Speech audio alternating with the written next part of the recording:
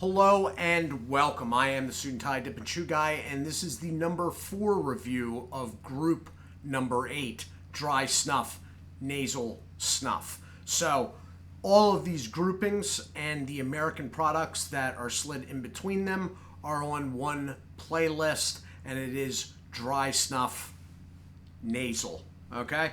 So we will be taking a look at this guy. This is Sir Walter Scott's Anson's Imperial. Okay? So you have a screw-off lid that is probably going to have to be cracked using my pipe tobacco tin cracking knife because it is under vacuum. It's sealed. All right? The number one thing, if you don't take anything else away from this video, the number one thing you got to remember is Sir Walter Scott's processing methods are pretty old school. And this is small batch made. What does that mean for you? It means that once you crack it and take that vacuum off, afterwards it needs to be refrigerated. Okay? Trust me, it needs to be refrigerated. I did a test with a previous product after I was done using what I was going to use of it, and I did not refrigerate it just to see what would happen. Not good, okay? It says on here, though, it says on their sales pitch on the website that I get this from, refrigerated after opening. So with that, let's try to get in. So basically, it's a sticker right there.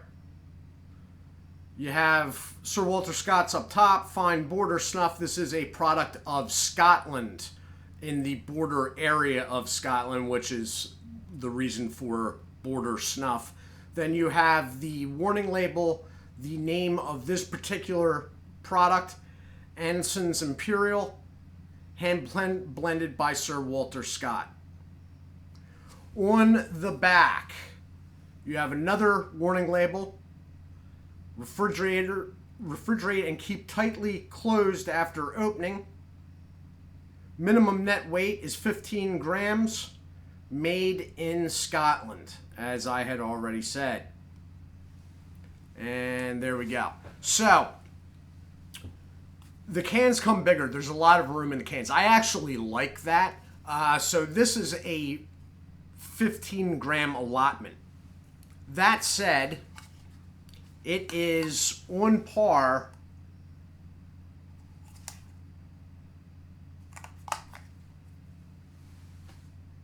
if not slightly larger than a standard dip can. All right? Which is 34 grams. So, what I'm going to do is we're going to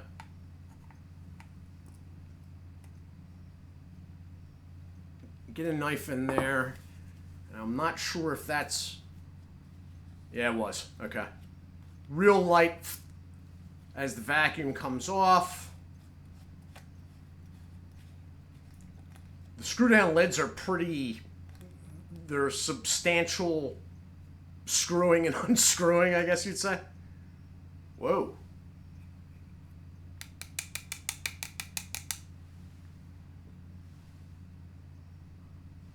Wow, okay. The stuff is really clumpy. You know what? We're going to have to, I think we're going to have to go to the desk shot view here for this because I don't know if I can properly show this to you. So hold on for a second. Okay, and we are back. So this is what you're looking at. It's caked in there, and it's caked all the way through.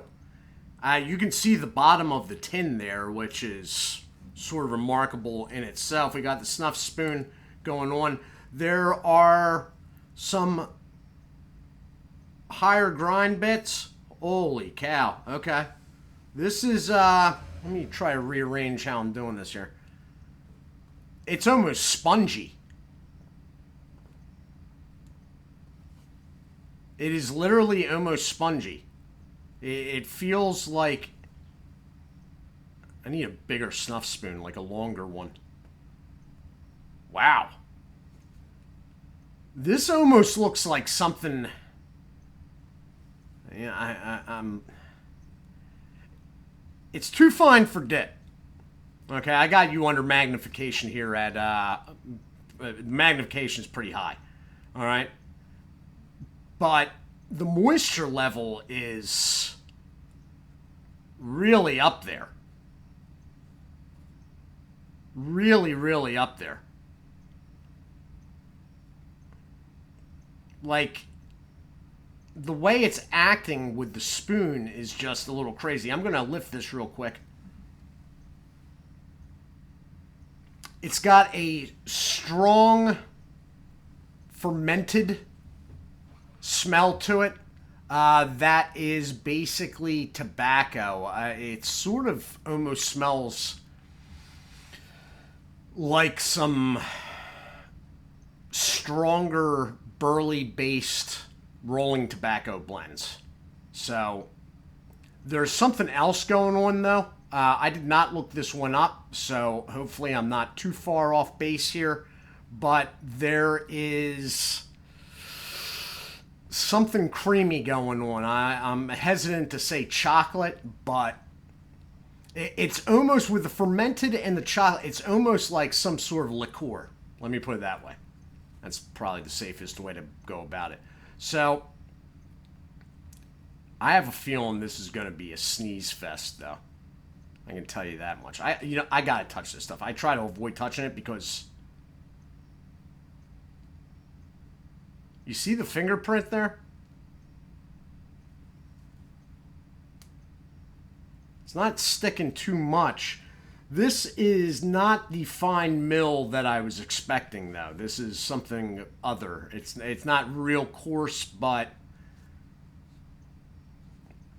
okay, so I'm going to bring this back up. I'll probably be doing 2 snuff spoon bumps off my left hand here. All right, but that's what you're looking at in the can. Now, there's plenty of room in the can, although to tell you the truth, this one comes up a little more. I don't know. Because of the way it's clumped, it's hard to tell. But let's pause this and I'll get it back up top here.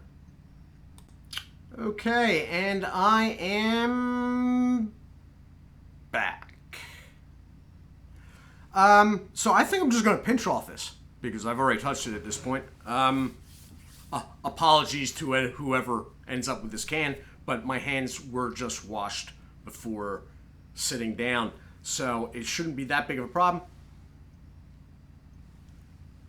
It smells like something else I've had. You know what it sort of smells like? And I have no idea because I did that review like 2 years ago.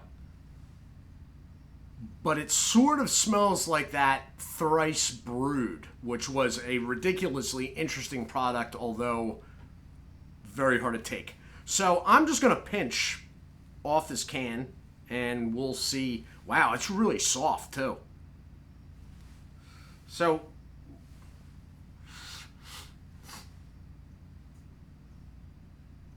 oh, wow, it's got a burn. Oh, boy.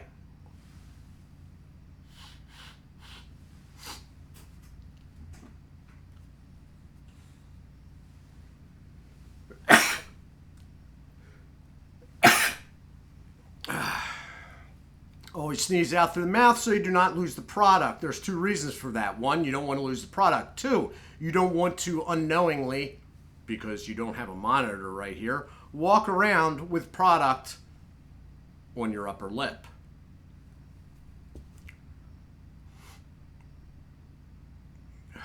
Wow, it's got some nicotine. Holy crap.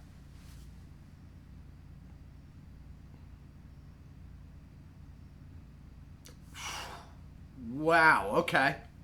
Okay, so I'm going to have to say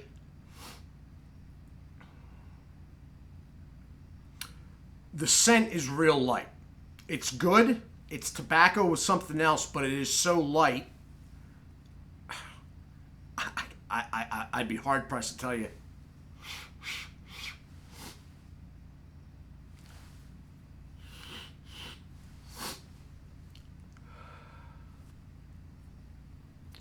Oh, it's burning the second time.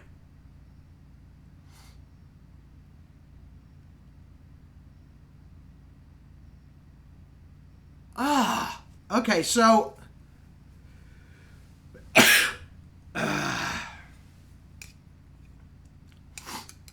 it's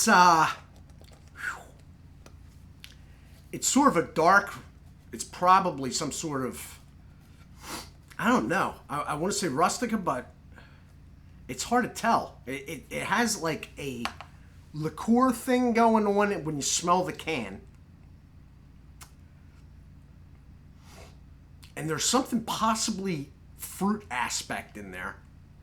But all of it is so ridiculously mellow scent-wise, you can't quite tell. It's good. It's got a freaking lot of nicotine, I'll tell you that much.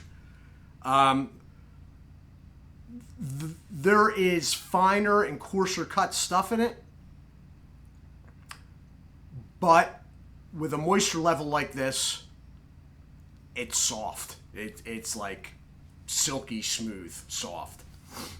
So I wish it had a little more scent flavor, because whatever it is, you get the idea that it's good. Because if I thought it was bad, I wouldn't want any more of it. But really, at the end of the day, you can't really tell what it is. And I don't think that's just me. I think anybody would be hard pressed to figure out what this is flavored with, scented with, without reading their write-up. And this is one of those ones that I purposely did not read. I picked this one because of the company. I did not pick it, and I did not know that the nicotine was elevated. But the nicotine is elevated. It's not the highest I've done, but it's there. It's up there. So all in all, there's pros and cons with these products. One, you have to refrigerate it afterwards, and don't forget. But the price tag on something like this should make it so you do not forget. These are expensive as nasal snuff goes. This one was ranging somewhere between $7 to $10 for the can. Okay? The cans are nice. I like the extra screw down aspect. Having extra room in the can. You know what? Let me see. Let me see if it breaks down.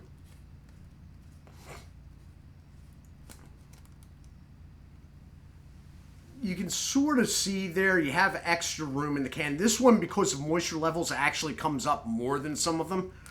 It's high quality stuff. It is artisan-esque. You need to take care of it.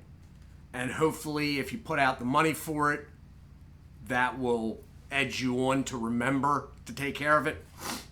This one, the nicotine is standout. How about that? And the other products have been standard.